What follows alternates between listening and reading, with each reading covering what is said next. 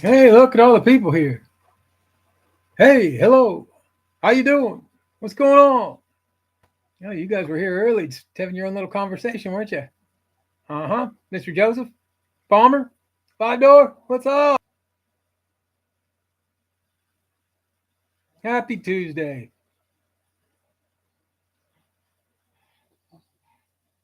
Three's Company TV used to be in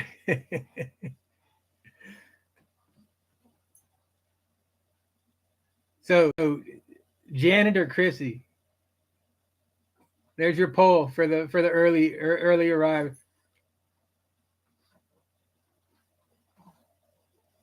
I don't know. I don't know. I have to think about that one for a minute. Now, if Marty was in here, he'd pick Mr. Roper.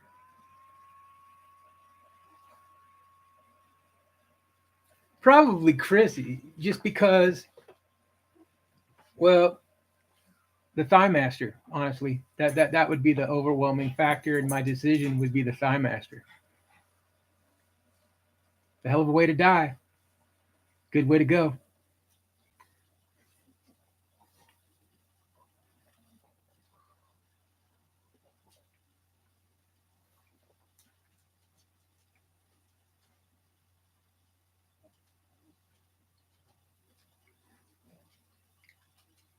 I haven't got any yet. Two. Cool.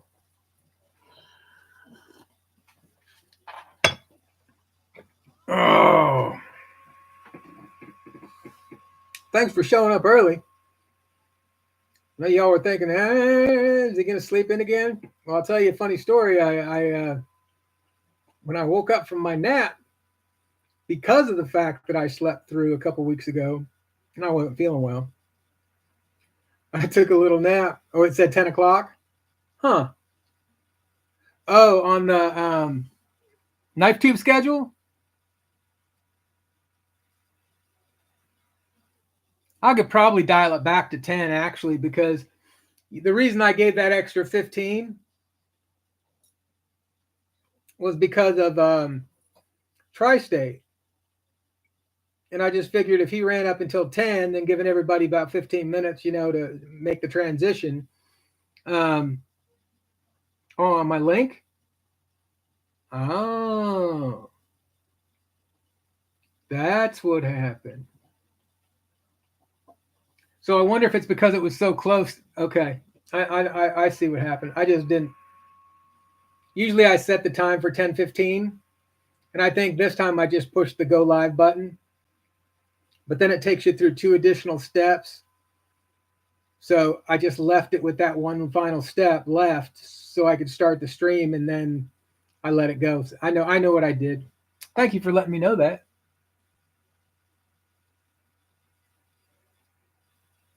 Makes you anxious now?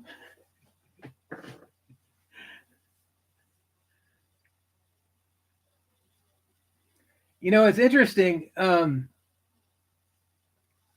I've been kind of gravitating again away from some of the larger lives, and kind of going back. And I know I've heard Marty mention this before. You know, um, as enjoyable as some of the lives can be, even the big ones, um, it's very hard to pay attention. Follow along in the chats and everything. And I still jump into Gerb's chat on Fridays. And there's usually 10 people in there. But some of the best conversations, man, and especially from a bunch of bushcrafters from up in the old knucklehead country. Um, you know, you get a lot to learn from the folks in some of these lives and chats. So, you know, um, I think when I started out, going into a JB live with less than 100 people, a lot of times, Zach's would, be a little bit more. And then I got introduced to pocket metal, and I really dug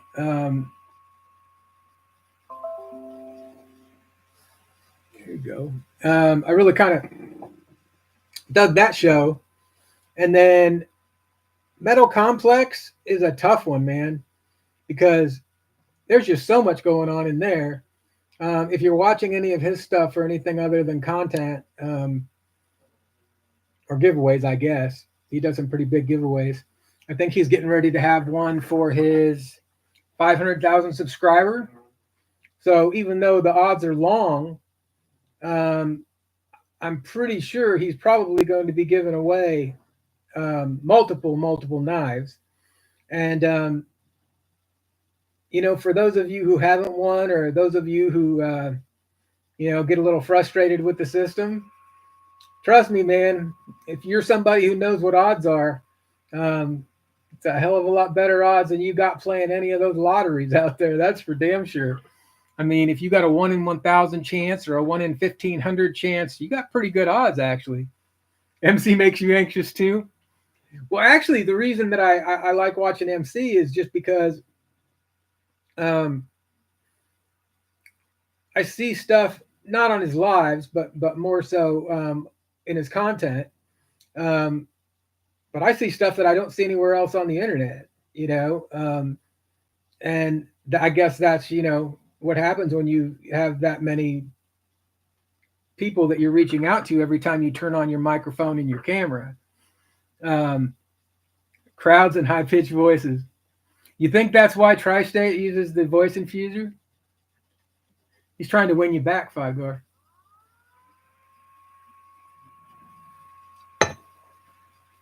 But I will say, Rob's Nerdy Knives. I've been watching that show. Jesse McJames, if you're into the traditional side of things, I've been watching his show. Who else have I been keeping an eye on? Oh, here's one. How about going over and checking out pocket razors? So I did a thing, and I'll announce the. I think it got announced a couple nights ago, but I'll pass it along here too as well. So I sat down with Mark, and we did a Pocket Talk number 3, and I was very, very honored to be the third. Considering who the first two were, I'm very, very honored to be the third person to do Pocket Talk with Mark over at Pocket. And Pocket Razors, he's great. I mean, he asked me if we wanted to do some, outlining of subjects and everything, and I was like, nah. I said I went back and I watched you and JB and you and Zach, and just lead. You do a very, very good job of leading a guest, through a podcast. I'm sure it went over 2 hours easy. And he went back and checked everything out, and we pulled it off in one take. He said he didn't have to do much editing to it. So Saturday night, 7 p.m. Pacific Standard Time. For those of you on my time zone, Central Time, that's 9 p.m. Saturday night, 7 p.m. Pacific Time, will be the premiere of Pocket Talk number 3 with yours truly. And appreciate it. It was a very fun, very, very fun to participate in. Hey, Todd, what's going on, guys? Drink water. Kaleidoscope of Knives. I wanted to say what's up. Hope everyone has an awesome hump day. Hump, hump, hump. Back at you, Mr. Kaleidoscope. But one of the things I was thinking about this week was, and hence the title, Gratitude.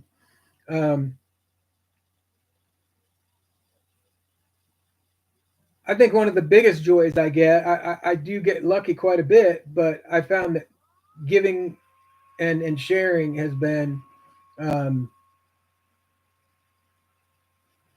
amazing experience in the community. And I know there's not a whole lot of people in here yet, but you guys can be the deciding factor. Um, when I was talking about my winnings and then giving them away at the end of June, really the only thing that's in there right now is a Migueron Valona that was modded by a community member, friend of the channel, and I did get another win, and it came in, but I want the chat's opinion because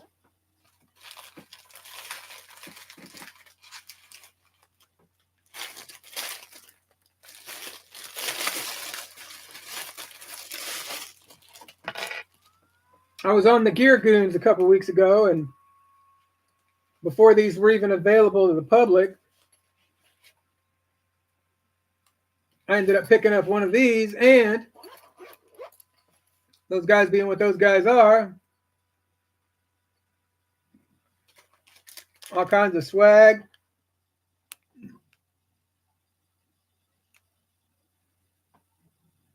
There you go.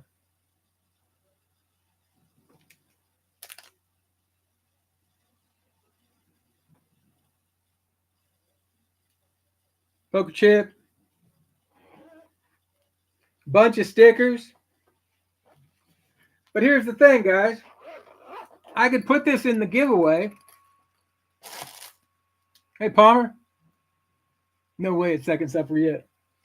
But I've got a big old pile of stuff over here.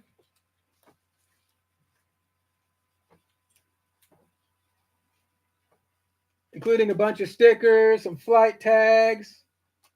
What do we got over here? We got some dice.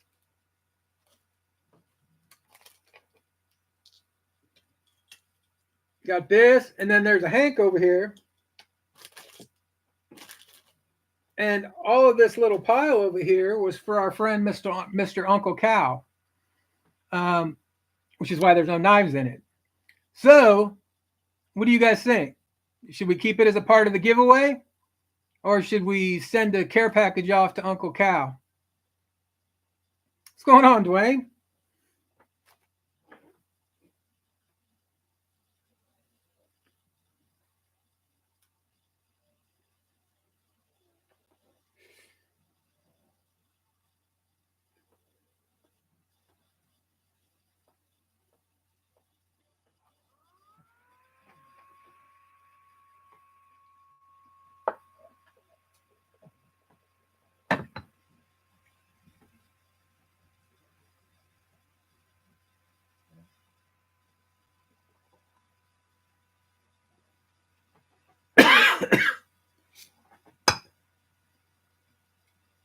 Meatloaf makes a good sandwich.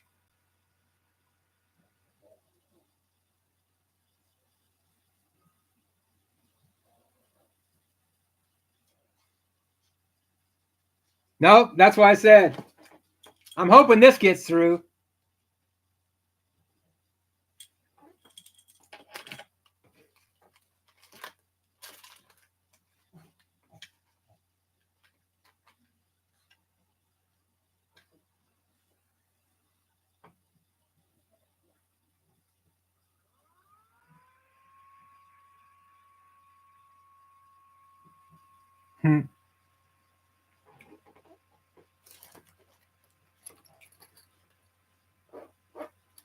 Well, it doesn't look like anyone's objecting to it, so to Uncle Cow it goes.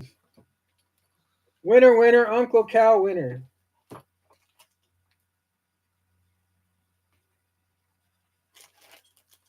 So we will get that packed up and shift off to Uncle Cow.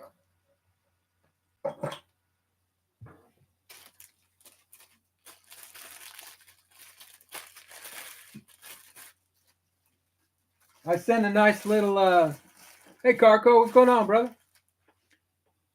I sent a nice little care package off from Mr.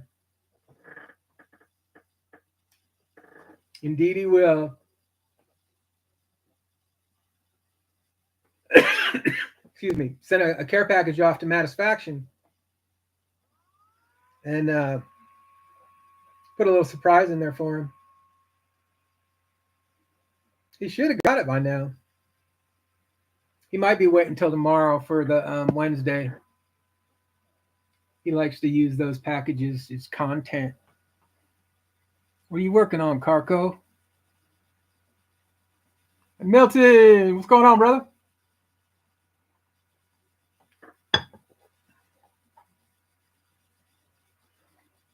So I've officially made the switch from 6 to 3. Not by choice.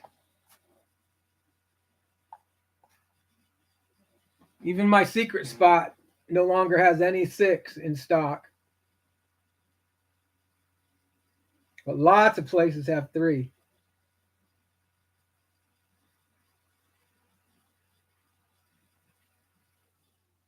Anybody else get irritated that you pay the same price for 6 as you do for 3?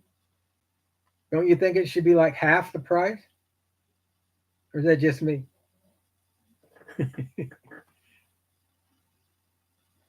ADV Ronin. Sweet.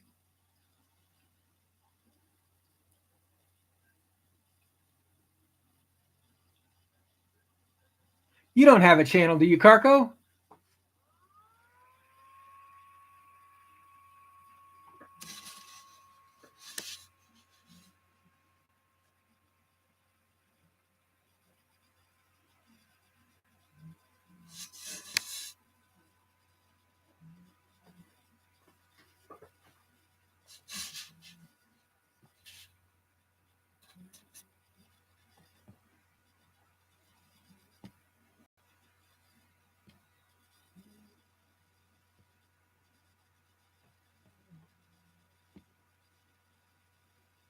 Hold on a second, guys. I'm going to do something.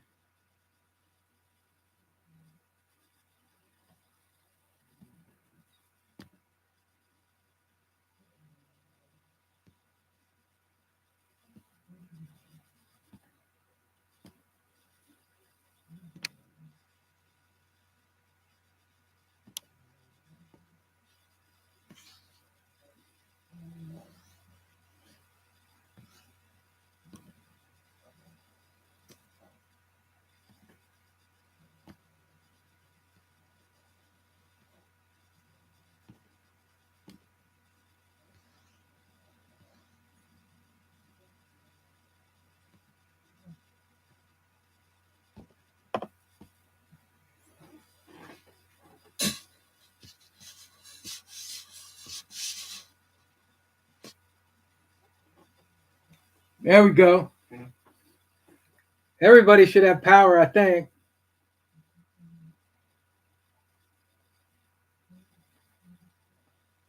Remember, great responsibility.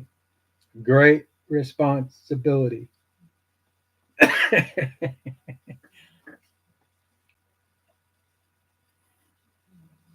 was the integral version. That's awesome. That's awesome.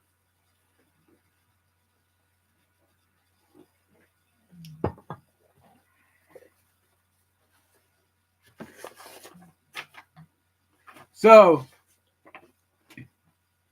my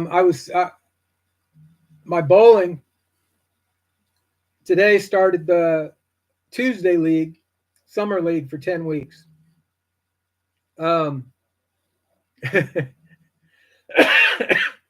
And to say that we put together the all-star team is a understatement.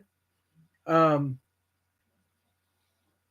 first game, 4 guys, I think we scratched 945. All 4 of us bowled over 200, and 3 of us bowled over 240 in the first game. By the time it was all totaled up at the end, we won total pins by over 400 pins, and we were giving them a 100 pin head start all 3 games. So it's not that they were bad. It's just that we crushed today. I shot a 657, which is a 219 average on the day, which, if you know anything about league bowling, is probably one of the dumbest things that you could do. Because if you start out week 1 with a 219 average, you lose all your handicap, and now you got to bowl 219 average next week. Otherwise, you know, you're letting the squad down. But since we all did it, you know, there's nobody going to be able to call us sandbaggers. That's for damn sure. Hey, I might get up your way for a tournament here not too long, Mr. Five Door. I've bowled one there before, and I'm not like, that's not my favorite house in town, but it's a heck of a lot better than all those fun centers that they're putting up all over the place now. No sandbagging there. That's a fact.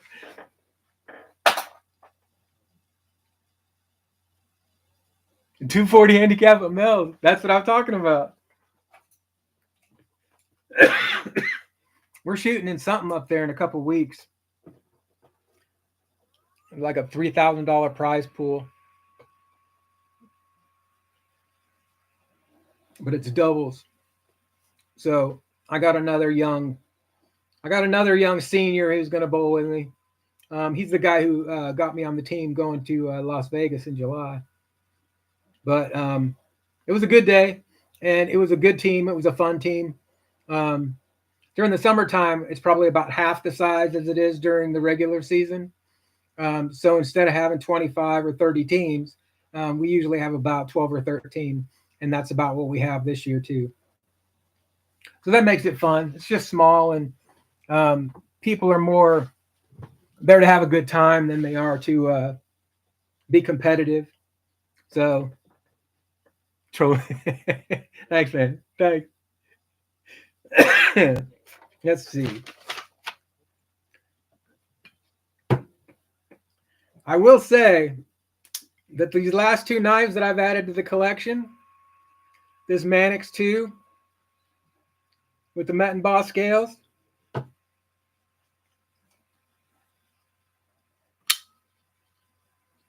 and the Astral from Mr. Edgy Blade Works.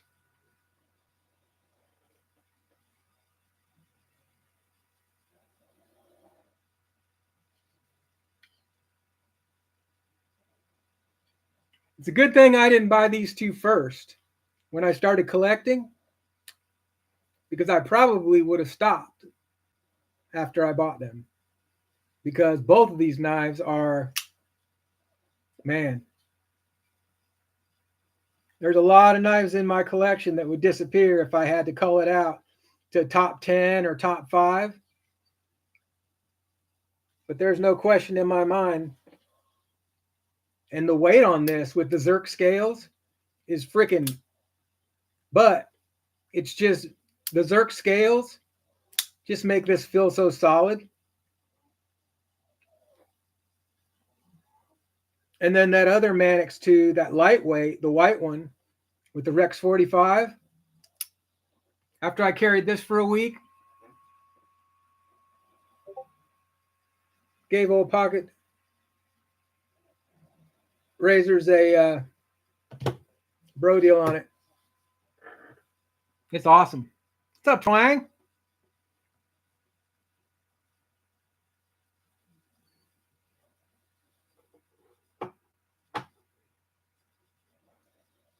I'm learning.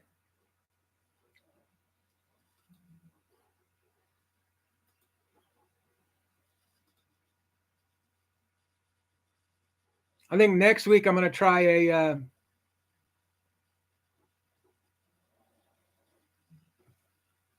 it was already modified when I got it, Todd.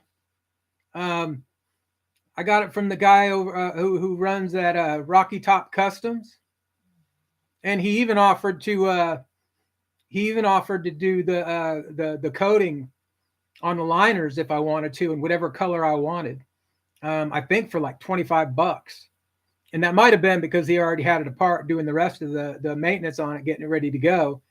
But everything about that, you know, was just kind of like too good to be true. And the funny thing is, I got the knife, and have you ever bought a used knife and had someone ship it to you, and it still had like crust on it from cutting tape, and the blade was all gunked up, Hey, Joe, what's going on, brother? Um, every every inch of that blade was covered in guck and goo, and I had to put some flits on it and let it soak for a while. But it's good to go now. The interesting thing is the Rex 45 and the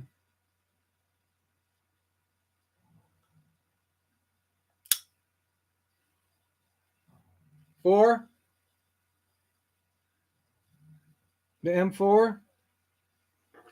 This section up here that stays exposed when the knife is closed tend to discolor a little bit over time. So when you open up the blade, if you get it in the right light, you can see that just because it's exposed to the elements more so than what's hidden in the liners,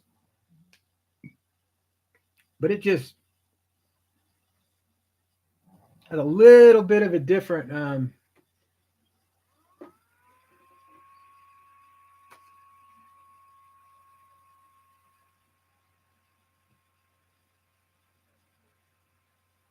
I mean, if you wipe it off, you can barely see it, but if you're out in the light, but on this M4 was the same as on that Rex 45. It had just that little line across the top. I love this knife, but I'm not kidding. If I would have bought these two first, it would have been over. And don't forget, if you're going to Blade Show, stop by and see Scott. He's in the ballroom at table 36G. And I know for a fact he's got another one of these. If you want to see which one he's got, you can go over and check out Edgy Blade Works on Instagram. And he just put out a video about a week or so ago. He finished another one of these Astrals, and he finished a Grunt. And I know he's going to do a tipper for sure. It looks good. Looks very, very good. Very, very good. So about 6 months ago, I found this beater Kershaw flipper that's assisted. And I did some research on it and wasn't able to find anything. So I just sent a number in that was on the blade because that wasn't even populating anything. And I sent that number in on a request because where the lanyard hole is, it holds the tail end of the knife together. And you have to be able to unscrew the two sides of the lanyard tube and then pull them apart. And then that holds the butt of the knife together. So there's no screws necessary along the body of the handle. Well, the problem is whoever had this knife tried to go in and take that apart. And I don't know if they did righty loosey or whatever they did, they stripped it out. But it had a pretty deep little deal on it. So I finally got it out. So since I got it out, that was the reason why I was contacting Kershaw. So let me tell you this. You want to talk about customer service. Whether you like their knives or not, I'm a big fan of promoting companies that have customer service. Within a week, I had mail from Kershaw, and they just didn't send me the lanyard tube. They sent me the whole hardware kit for the knife. And it was a numbered knife, like 9142. I don't think that was it, but it was something along those lines. And turns out it was a knife that they made for a large company. And then that large company basically gave them out to all their employees. And that's where this knife came from. So I got it repaired, but the blade was jacked. I mean, really jacked. So since you guys were asking Carco what his latest project was, This is my current project, and I am doing my first hand a sand on a blade, and I'm determined that I'm going to get the blade on that Kershaw um, back to beautiful, beautiful. So I've been sitting in the recliner, um, watching a Western series here lately, but just sitting there, and I've actually got my little sandpapers and a little towel sitting over next to my recliner, and when I'm sitting there, um, watching my show, um, I'm grinding away at it. So, and the cool thing is watch. Hey, Papa, what's going on, brother? Appreciate you, my friend. Appreciate you, my friend. I'm gonna have to take you up on that dinner one of these days. I'll come to you. Hey, Brashear.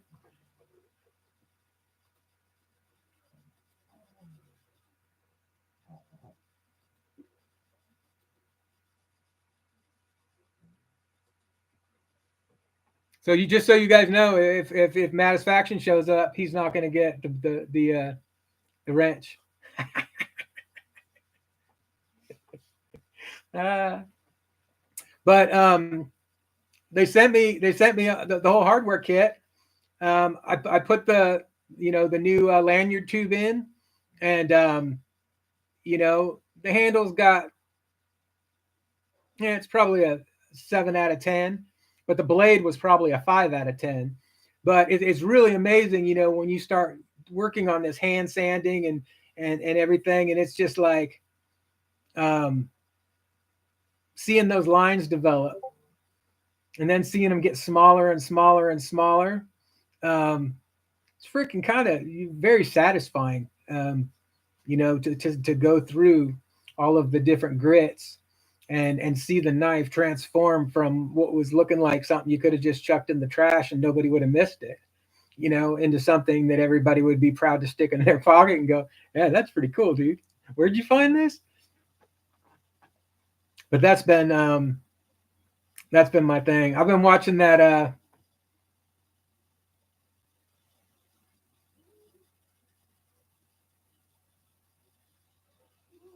Yeah, baby. Um, I've been working on that, and the series. That's the first series I've watched. I know a lot of people like to binge these days, but I find it very hard to find something that kind of draws me in enough for me to watch 10 or 12 or 15 episodes of it anymore. And so I've been watching that 1883. I just finished that one today, and I've got the next one, whatever that one is, but I haven't started it yet.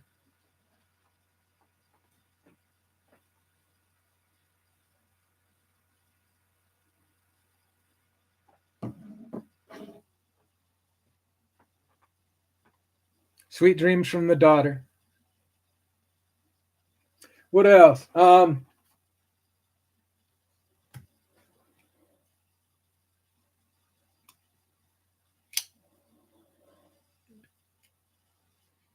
My 940 and M4 getting some serious pocket time this week. Um, we started hitting the 90s, and the heat index has already got up over 100. So with our humidity and temps in the mid 90s, it feels like it's over 100 degrees out. So today they started sending out messages to everybody telling them that they're opening up all of the cooling centers and um, places where homeless people can get in out of the heat and off the street and get hydrated. But it's pretty early in the year for us to be this hot.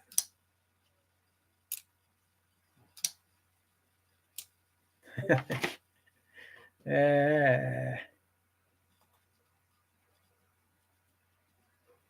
yeah, wrong one.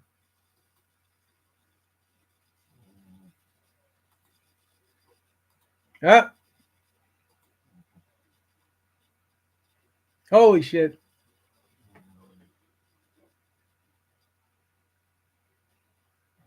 Oh wow, I don't know what I just did, but I ended up. uh, I guess if I want to change some code, I know where to go now. That's kind of funny.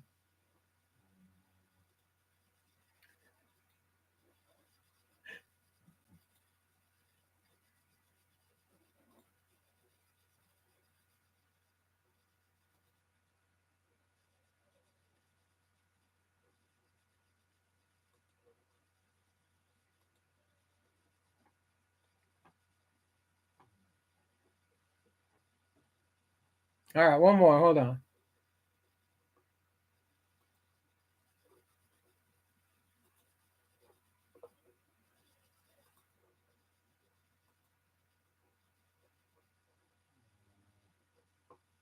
Cool.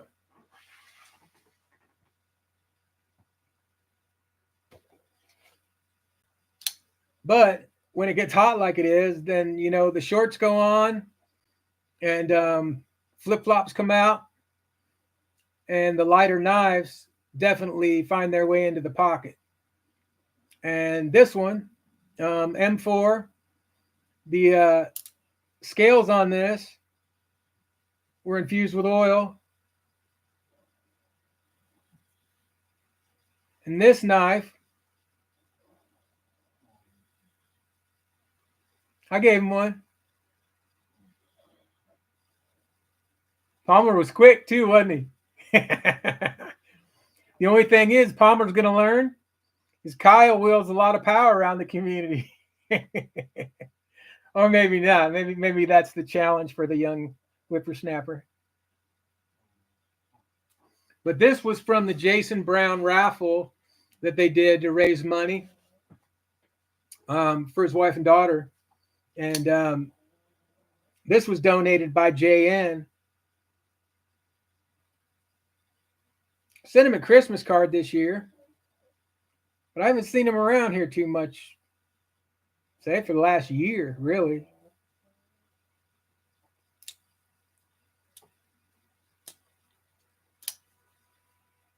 But I've been digging this one.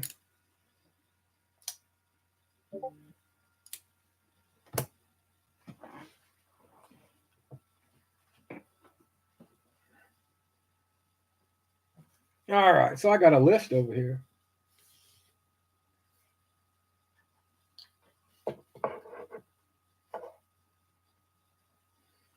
Let me get a drink.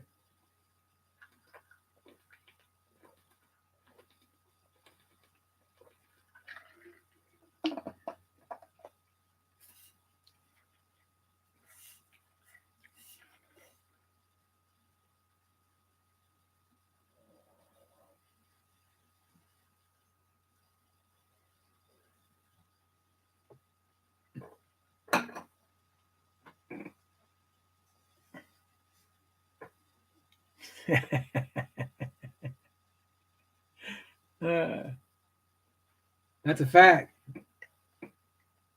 So the EDC Roundtable is having a little promotion to celebrate their 2-year anniversary in business. And even in modern times, with us being able to put a storefront out on the the interweb, and not so much as brick and mortar-ish. If you've been in business or tried to start something up, making it out of the first year is very difficult. Getting to 2 years, that's definitely an achievement. So, congrats to the guys for keeping it, real, and everybody go over and check out EDC Roundtable. There's a little something there for everybody. Lancelot Leather's got a storefront there. Stevie's got a storefront there for his beard care products. Forrest Hanks has got his Hanks up there, and there's several other makers there as well. But the promotion side of it for the celebration is they're doing a big giveaway, and they've come up with a one of those little poker chips to celebrate their second year. And the poker chips are going for $17. And correct me if I'm wrong, Joe, but if you get it with the slip, it's 30. Is that correct? Um, but I picked one up over the weekend, and I'm starting to get quite a little collection. I actually I found a little box, a little wooden box that's kind of felt lined, and I don't know what came in it originally. There's no markings on it. Heck yeah. Um, but I had to find some place to put all these coins and poker chips that I was coming up with. And then on top of that, I've got another little wooden box, and that's got like a bunch of little different silver pieces in it. My little collection of silver. Not quite Scrooge McDuck, but I'm getting there. So I'm going to tell you something funny about the weather here. So my mom is 70. She's going to be 76. She's going to be 77 this year in July. And she started dating 3350. After you use the discount code, it's right at 30. Yeah, there you go. There you go. I think I use like Stevie 10 or something like that. And yes. So my mom started dating her high school, one of the guys that she's used to date in high school back up in this little podunk town in northeast Montana. And his wife passed a couple years ago. And so they're getting pretty serious. I mean, they've been going on some pretty big trips, and now they're planning an Alaskan cruise in September. And but the funny thing is they're going to come here in July when I'm bowling to watch the dogs and take care of the homestead. And I had a dream after this whole thing came to fruition, because I initially was, you know, including the mom, not necessarily the boyfriend, but it is what it is. It's all good. But I had a dream a couple days after that this guy came in July to visit in Texas, and realized how much he's going to hate Texas, because it gets freaking hot. July and August in Texas is brutal. It is not for the faint of heart.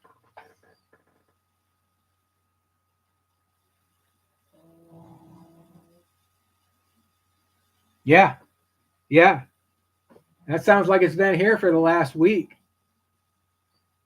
And the crazy thing is I know we're not getting it. We're actually in a little dry streak, but I even heard them saying that there was more tornadoes tonight, up in 50 miles south of Des Moines, with some fatalities. Just crazy weather this year. 74 and 66% humidity still at midnight. A buddy of mine was rolling through Houston on his way back from Louisiana, and he said that you can't even imagine. Even the pictures don't do it justice. The damage that storm did that rolled through last week with the. They say it wasn't a tornado. They say it was like straight line winds coming from a direction other than the coast. So it was the opposite direction that hurricanes usually come from. And that's the side that everybody kind of reinforces, because the hurricane side has to be very strong and able to withstand, the force of the winds coming in off of the Gulf of Mexico. But the backside of the buildings, and I know this seems silly to people, but the backsides of the buildings aren't reinforced as much. So, it's kind of a little bit left exposed, like when you're wearing a hospital gown, you know what I'm talking about? And then freaking 100-mile-an-hour straight line winds out in front of this storm. He said that seeing the entire transmission line towers just twisted and crumbled to the ground, knowing that it wasn't a tornado and it wasn't a hurricane, is probably one of the most shocking things that he said he's ever seen. And that's even become a joke. My medication. I was at the pharmacy tonight picking up my medication. My medication's been on back order for 6 weeks, and I know this is a deal that a lot of people are starting to have issues with.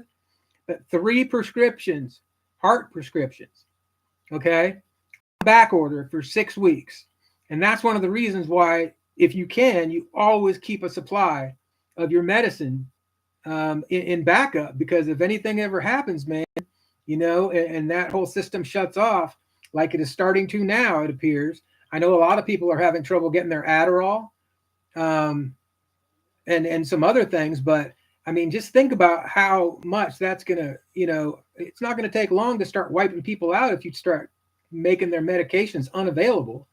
But the funny thing is I mentioned it to the pharmacist, and he and I have, I've been going to the same pharmacy for like 6 or 7 years, 8 or 9 years actually. And Tom, the pharmacist, he jokes when I mention the fact that they've been on back order, but I had just enough to get by. And he said, solar flares. Even the pharmacists are using the solar flares as an excuse. What's going on, Tina? Want wrench? I'm gonna wrench you up.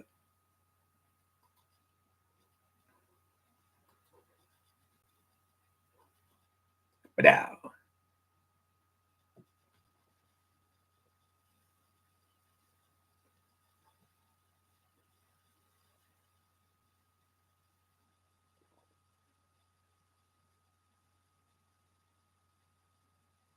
Yeah.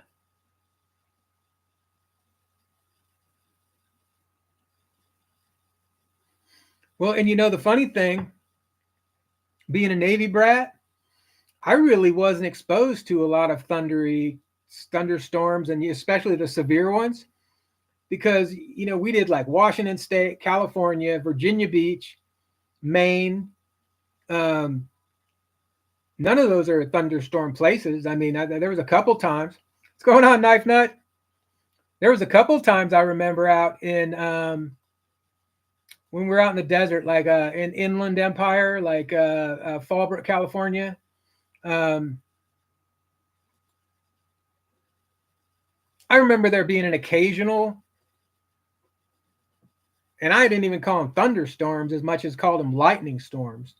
But that was kind of getting out on the edge of the desert, and that so that was really kind of my first experience with the thunderstorms.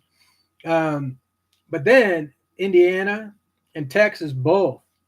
Um, Ironically, if you make a line from Texas all the way up into Indiana and Michigan, oftentimes that's the line where you'll see the storms going right up from. I mean, you could almost draw a line from Austin, Texas, through Indianapolis and right up into Canada.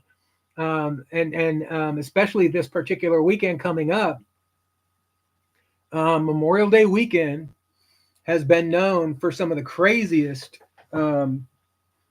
storms, and I've experienced it in both places.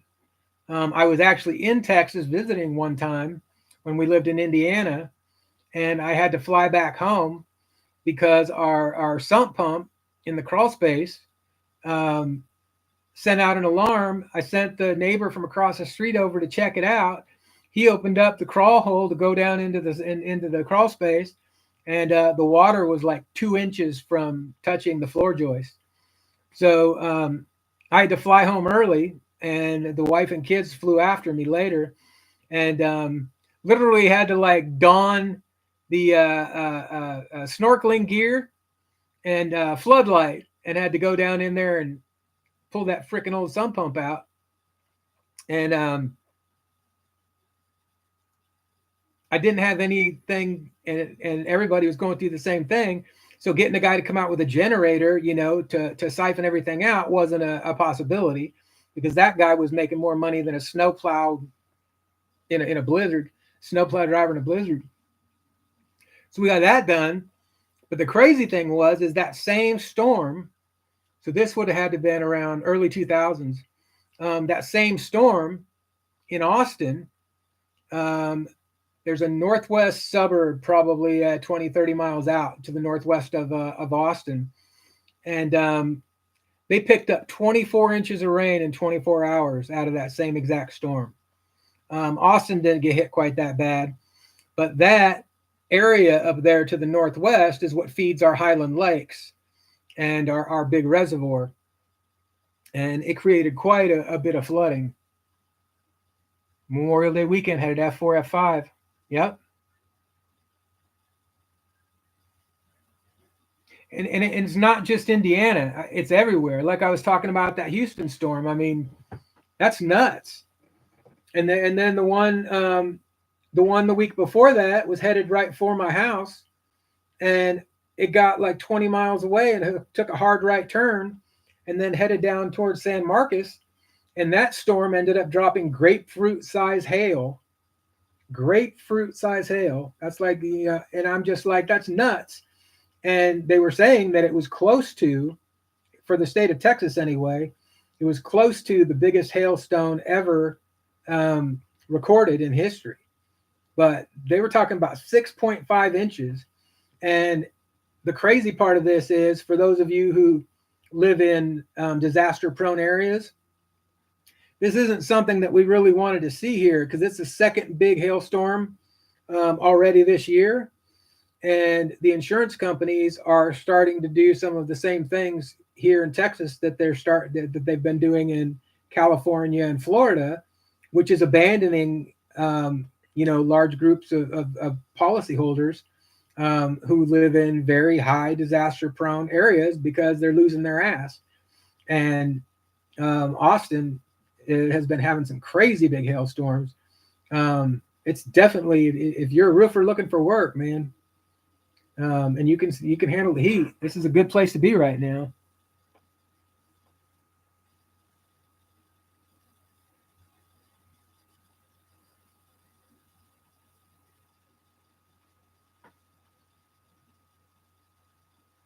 And I'm really happy that none of that hail hit here, because I can tell you,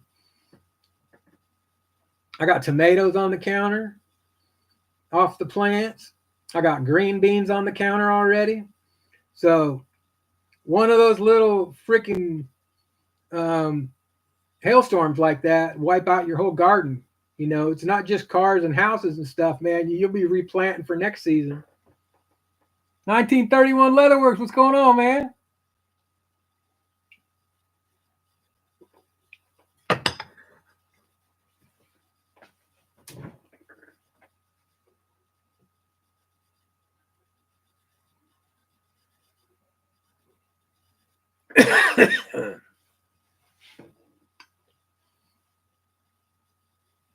I got cucumbers growing. They're actually starting to show. And then I've got a couple of huge zucchini plants out there, but they're getting to the point where the flowers are real big, and then the flowers just fall off. So one of the ladies from the neighborhood I was talking to said that if you take a Q-tip and you go in and collect some pollen from inside on the stamen and everything, and then take it out and put it on the petals and on the leaves, it'll make it easier for other bees and such to pick up the pollen and then pollinate everything. What's going on, Joe K?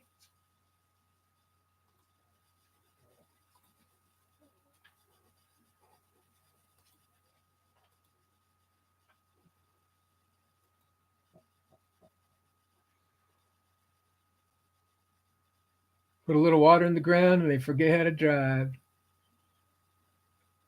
That's a fact. That's definitely describes Texas after it rains.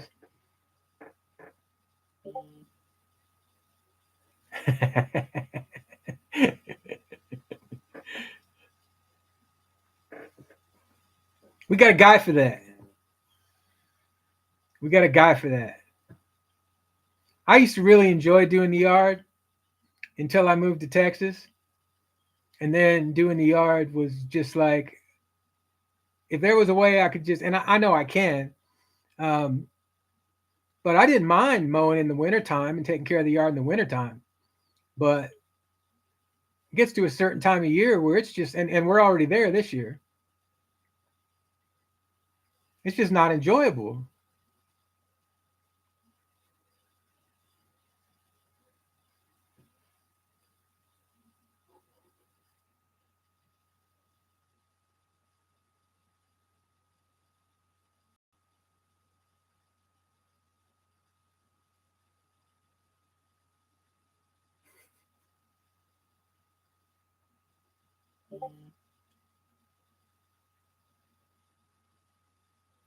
Ooh, free sheath for Kyle.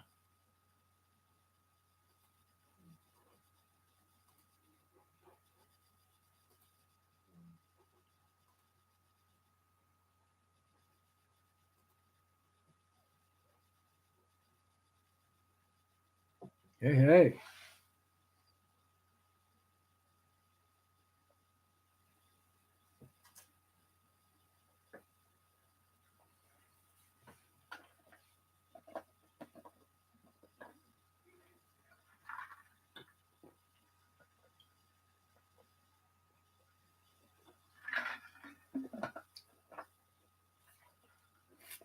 So the funny thing is about my squirrels, I got one of those squirrel proof feeders where it kind of pulls the spring down and shuts off the windows so the squirrels can't get at the seed.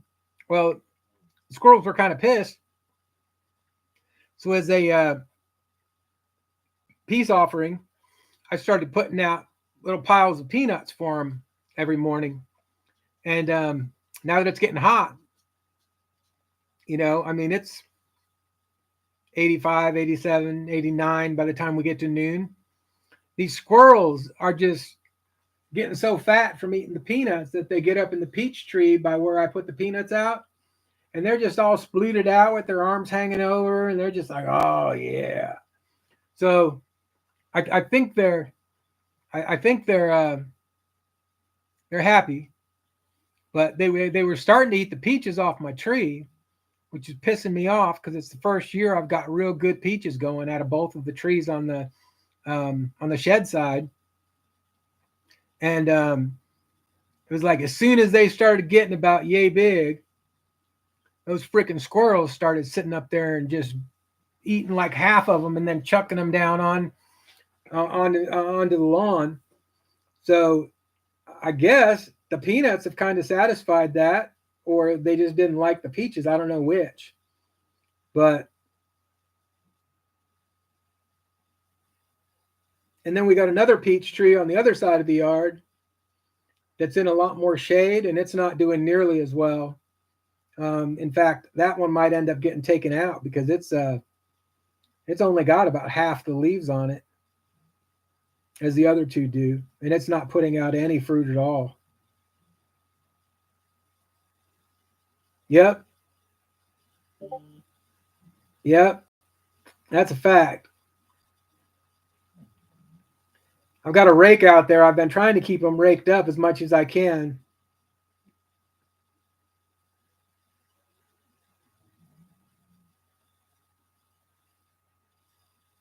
Yeah, yeah.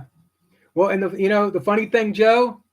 Um, so these three peach trees um, were sitting out by somebody's trash can about 10 years ago.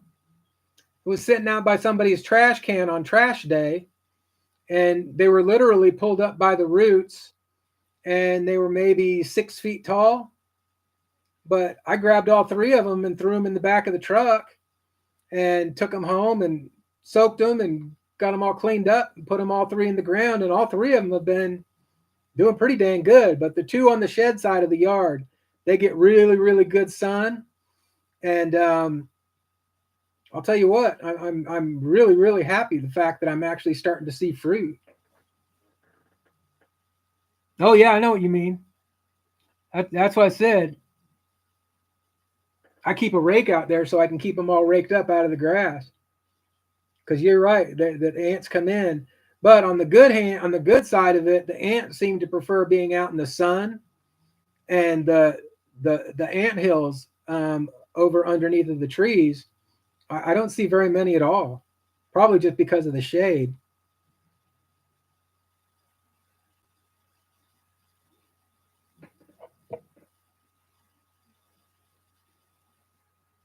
I'll go over to Planet Fitness and do my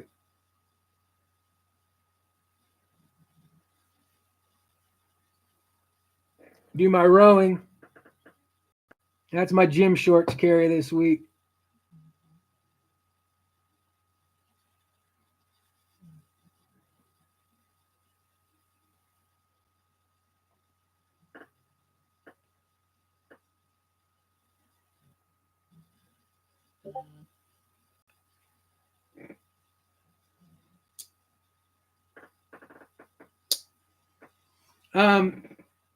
Not so much, but there's a lot of bees in the yard because I put over along the corner of the yard.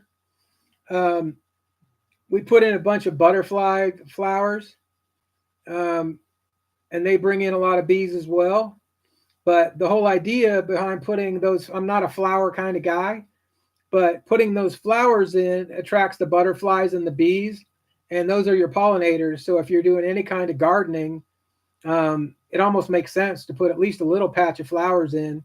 And for flowers, I just literally put in like handfuls of wildflowers out onto a mound in the yard, and just I weed it out every year, and those wildflowers bring in all kinds of crazy.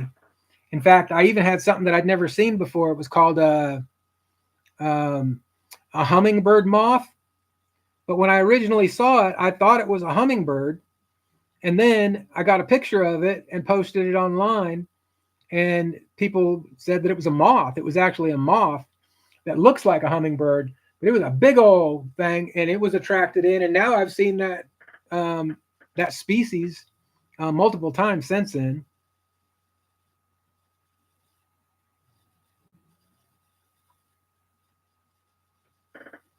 They're coonleys. The Germans call them Erkun. Oh, really? Any relation to Kyle?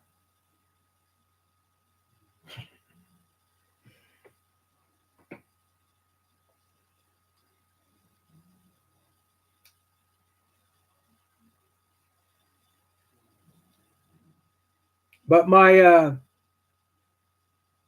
I rolled into the gym on Sunday, there's a bunch of cops there, and apparently there's a gentleman, and I'd heard him kind of get loud and obnoxious before. There's a black dude, and he gets all loud and obnoxious over there on the weights, and is always getting in people's business about being disrespected or this, that, or the other. Well, I found out after the fact that yesterday he punched somebody in the face, and none of the attendants saw it, but they ended up going back and reviewing the video. So when this guy showed up at the gym today, they called the cops to come arrest him for what he did yesterday, and then gave the cops the video. So I don't know if these guys are juicing or not, but that reminds me of my younger days when I used to be in the gym, 5 or 6 days a week, and there'd be these guys, juicing up, and they'd all have these freaking major anger and attitude problems. Love that Boca Tree brand. I think this one's $6.90. Yep.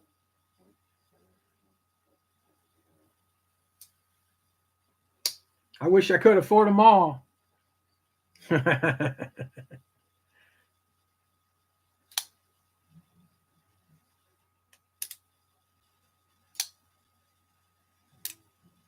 All right, what else we got going on? So back to the EDC roundtable. So if you get one of these poker chips, so $17 for the chip. If you want it with a leather slip, it's $33.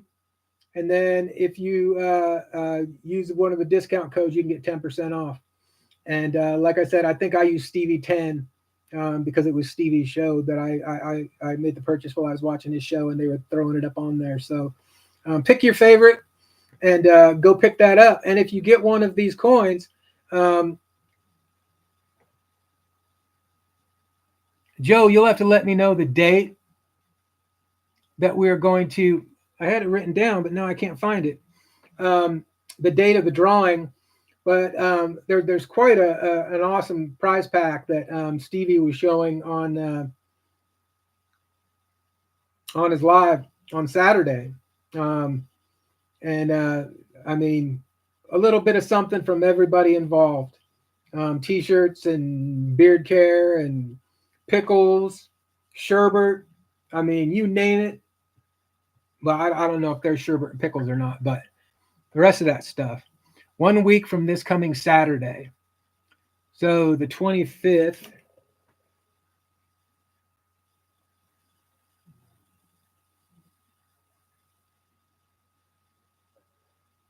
So that would be May 1st.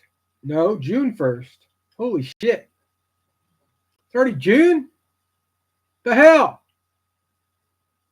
It was just January.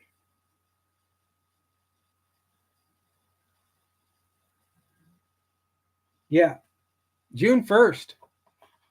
There will be a drawing on Stevie's channel.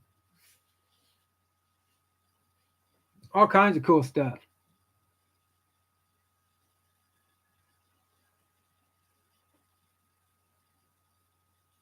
Nice. Picaroon, Mutineer.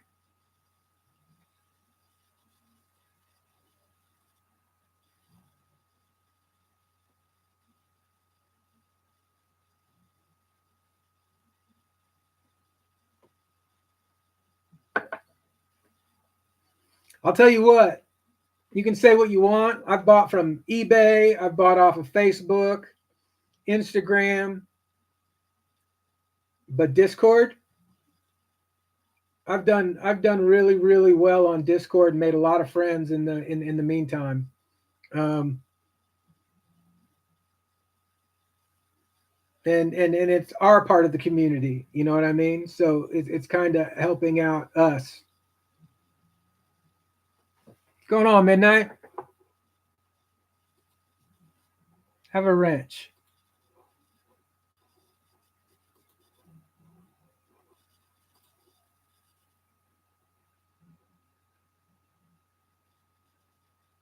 But ow.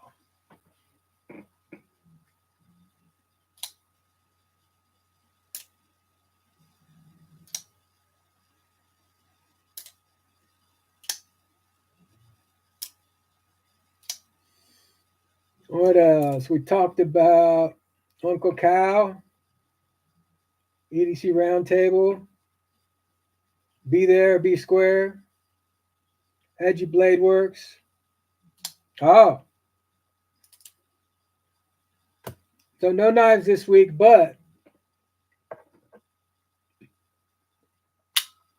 one of the things Forrest has been doing is for everyone who purchases Edgy Blade Works piece, um, Forrest gets an PO order afterwards. And then in my case, and I know in the case of a couple of others, he creates an Edgy Blade Works Hank that matches the particular knife. So I know he put it up on Instagram or in the Discord server and was showing pictures of it, but he sent that out this week. So the matching Forrest Hanks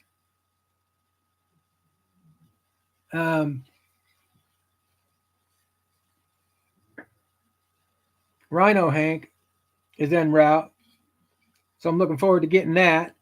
And I saw it. It looks awesome in the picture. So I'm sure it's going to look twice as good.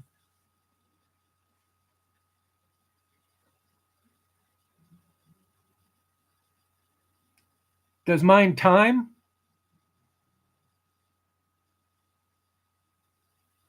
Oh, ting. Indeed it does. You hear it?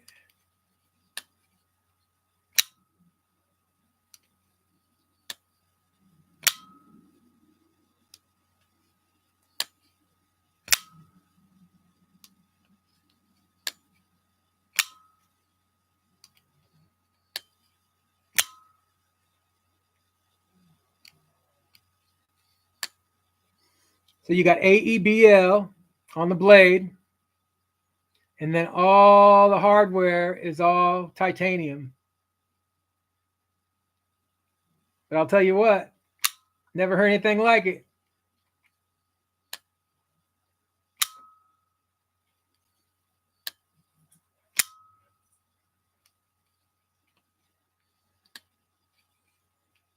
It's addictive. See, that's what I was saying last week. No, none at all.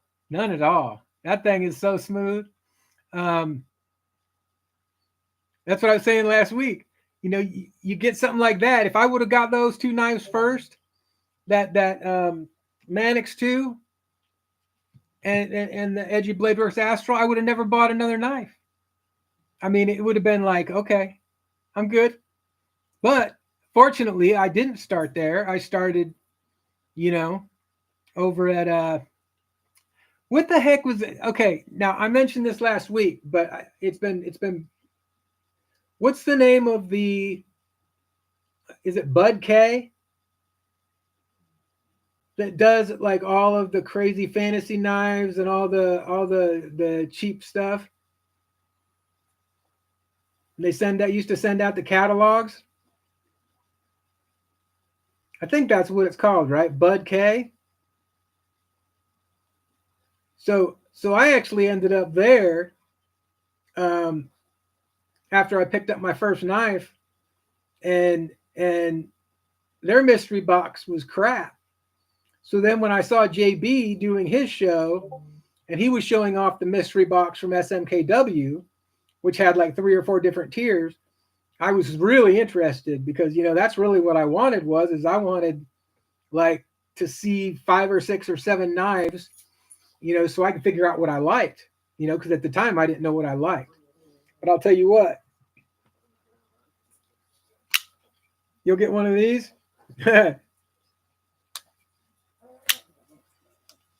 That'll save you a trip to the knife store. And like I said, this Metin Boss, Manix 2, I really, when I felt it the first time, I was like, oh, I'm not sure. That really is heavier than I thought it would be. But for me, that's dynamite. Absolute dynamite. Serrated katanas, yep. Well, here's one for you. In one of my mystery boxes, my knife mystery boxes, for shit hits the fan, a Grim Reaper clock. And of course, I set it at 2 minutes till midnight.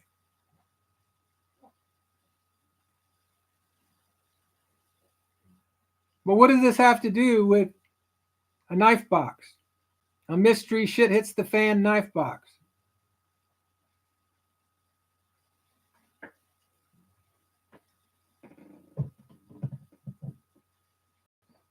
But it's kind of cool, and I didn't throw it away.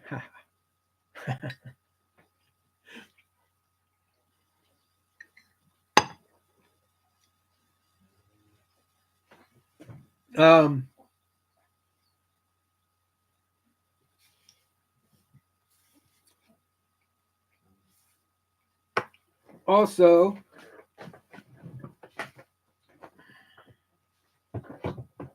get out of here. Let's see.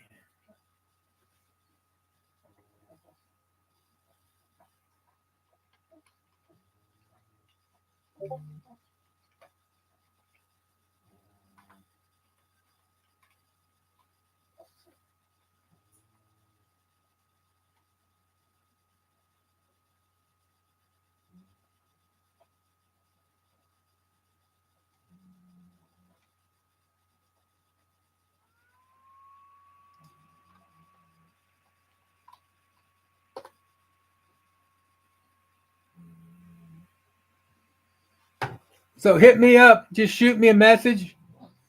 Put your address in there and your name. And I'll get out a batch of stickers for everybody. Straight killing time. Just probably step in there to inflate the value. It's exactly what a lot of them were. And the problem with that SM, that shit hits the fan is that you get like three or four items that might actually be usable for me or someone in my family, but the rest of it was junk. But then I started realizing that some of the other boxes were the same way. They were just higher value junk. So I know that for some folks, like the what is it, Battle Box, and some of the other ones. I tried a couple of those, a Nomadic and Tac Pack, but I found I was using like maybe a third of the products that were being shipped to me, and I could go out and buy what I wanted. So as opposed to knives, where I kind of felt like getting a whole box with 6 or 7 different kinds of knives, from cheap to mid grade up to a premium $200 or $300 knife. Getting that once a month, especially just starting out, that really put a lot of different pieces of a lot of different blades in your hand, so you could really start to figure out what it is that you like. And that was really kind of cool for me, because even though it was an expensive box, in the end, I think it saved me a lot of money, because I realized early on what I preferred and what I didn't. For instance, MKM was putting out those little carbon fiber flippers that were like 85 to $100, and there was like 72 different variations of it, and they were doing those were in a bunch of the boxes. But I learned really quick that because I carry slip joints on a regular basis, that those little chody knives didn't really do me any good. I already had a chody knife in my pocket. So I learned real quick that the really small stuff, as far as modern day folders, that wasn't for me, because I'm a slip joint guy. So I've always got a small chody knife in my pocket already, on top of my little SD wherever my keys are. So it's part of the process, but I'm mentioning it because that's kind of some of the things that I learned when I was starting out. Um, but that helped me learn it a lot quicker, with having access to, if you get 6 or 7 knives or 9 knives in a box once a month, and then you get to take 30 days to get to figure out those knives. Early on, before I knew that you could spend a lot of money on knives, that was back when I was still a bit, green to the game. I had no idea that there were knives like this out there that could cost you a week's pay. You know what I mean? I mean, it's like always overstocked that didn't sell originally. Yep, yep, yep. Like I said, with the exception of the knife boxes, um, I'm not a member myself, but there's another one called Going Gear, and I've actually watched people open that box for probably the last year and a half on YouTube, and I always enjoy watching that. I mean, there's always a good knife in there. Um, if I was going to do one now, and that would probably be the one that I would buy, would be the Going Gear, and you get a good mix. I mean, there's American made, and China and Taiwan and Germany and everything. So, I mean, they try and touch all the bases for sure. But that's a good sign. I mean, that's really what you want. If you want to get something that's mystery, you want that variety. You want something different and something new every month. And if you're going to pay, I don't know what it is for their box. Like I said, I've never been a part of it, but I've enjoyed watching them open that up. Isanzo, yes, exactly. Midnight. I had 2 of those. In fact, my first transaction with Papa Rhino was selling both of those Isanzos. It was a red one and a green one. Um, and he said, "Yep, I'll take them. Bro deal. Bro deal." Let's see what else I got on here. Oh, and one of the things that I've learned since then, the beginning, 3 years ago of this journey, is that those of you who have been enjoying the buyer's market,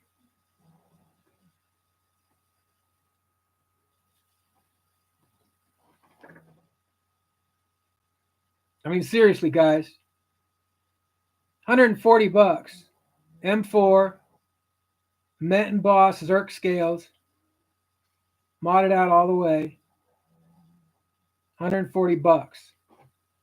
The market is going to stay pretty buyer friendly. And then once everybody gets back from Blade Show, it's going to become super buyer friendly again for about a week or two because everyone's going to be recouping funds and try and figure out how they're going to make their credit card payment from all the stuff that they bought at Blade Show. And I can assure you, it's real. It's a thing. So hang on to your butt, and there's going to be some good deals coming up for the next couple, 2 or 3 weeks. If you keep your eye on all the Discord, buy, sell, trade. You'll see all kinds of cool stuff out there. And I mean, I do pay retail for some knives, but if I can get it for less than retail, in great shape and, in a secure deal, heck, I'm going to do it. I'm definitely going to do it. Bro deal, who needs one? Because I got you. Go get you a car code. Go get you a car code. Got you deal.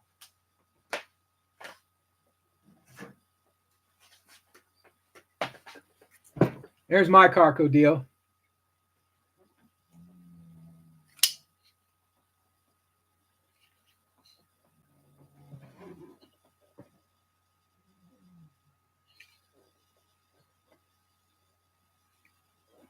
Yeah, I know.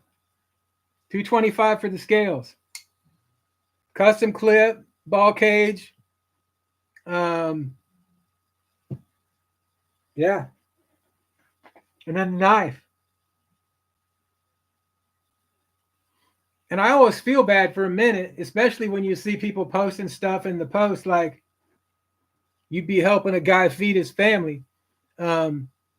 It's almost like you kind of, but at the same time, you know,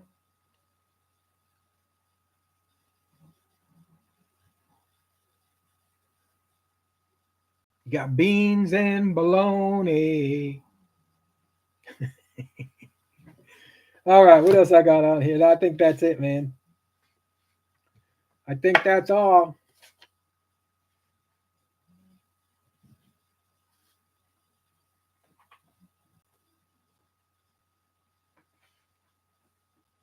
When Carco hits the inbox, reach for the billboard, but it'd be too tempting. Well, I'll tell you the funny thing is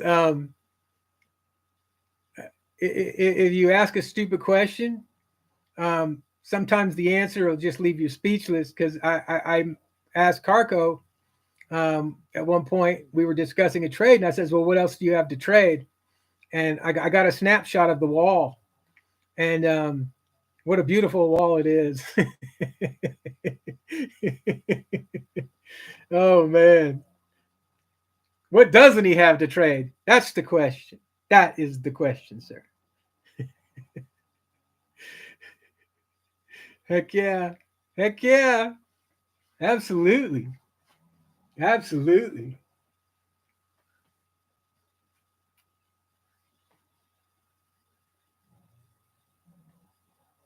So, one of my next goals, and I'm not sure if it'll happen before, actually, the summer might be the best time for it, just simply because um,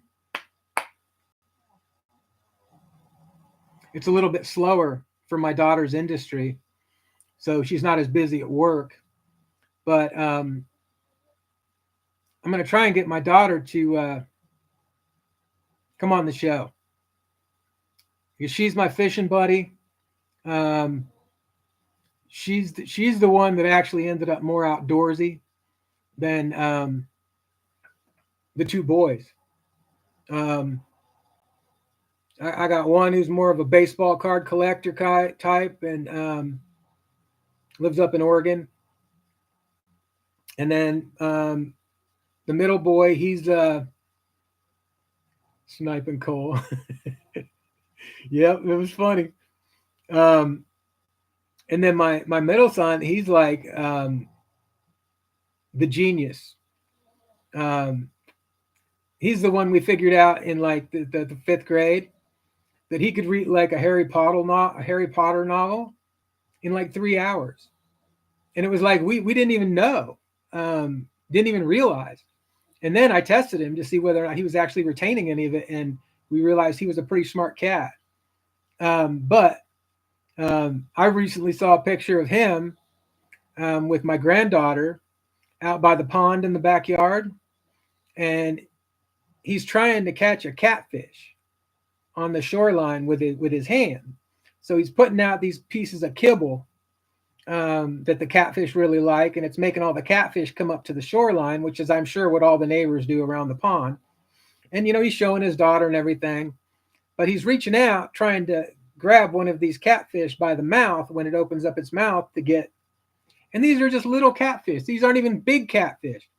Bro has a glove on. He's got a glove on to protect his hand. And I was just cracking up because I was just like, I didn't raise you like that. What the hell are you doing with a glove on? But it's one of those. He was he played football. He played basketball. He played baseball. He was really good at football. Really good at football. And here in Texas, that's a big thing. C-note to watch two monkeys fucking football.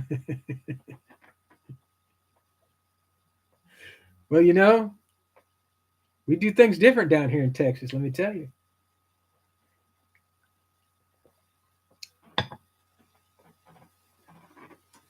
And if you go to the right neighborhood, Kyle, it won't even cost you a C-note. I need a sample bid. Yeah, Carco did it to himself. Foot picks incoming.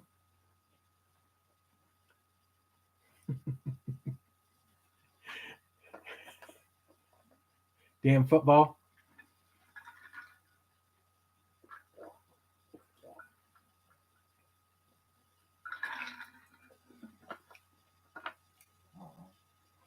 Trailer.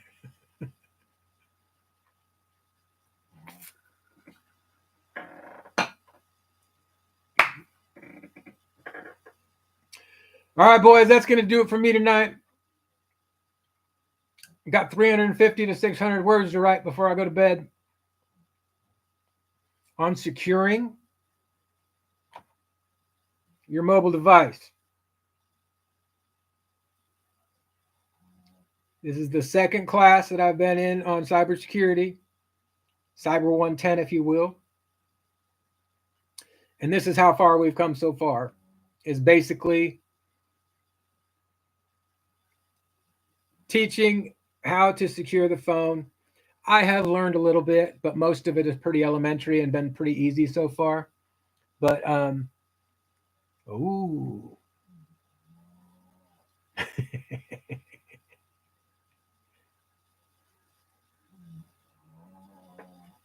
Appreciate y'all coming in, hanging out. Find something to be grateful for this week. Definitely be up. And go over and hit up those guys at Easy Roundtable. Get yourself one of them poker chips. Whole bunch of good guys over there. Take care, y'all. Thanks for stopping by. See you next week. Later.